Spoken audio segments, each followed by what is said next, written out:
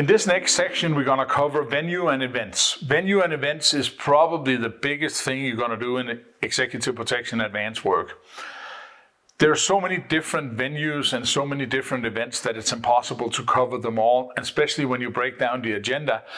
Pretty much anything you go out to can be an event or it can be a venue.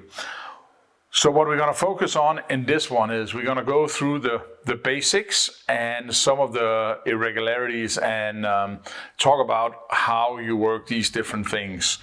We're going to talk about conference centers. Conference center is a huge thing when you when you do advanced work in the executive protection space. Same with stadium and arenas.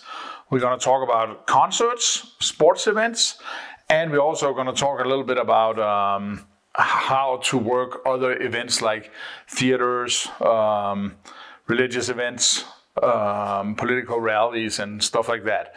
And everybody has a little bit of different nuances to it, but in general, the way you approach this is always the same. And to get one of the first big kind of misconfigurations that a lot of people have or misunderstandings is that a venue and an event is two different things, but it's kind of related. A venue is typically a place where an event takes place. Hope that makes sense. When you start your advance and you look at your agenda, start by breaking it down like we talked about before. Where are we going? What is our contact person?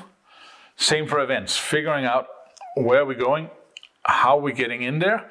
Some events you have to be aware that there are vehicle checkpoints already out in the street, so you have to clear license plates, stuff like that, even to get into the building. So when you find out who's your contact person to do the event, make sure that you talk to them about how do I even get into the event before I can start my physical advance.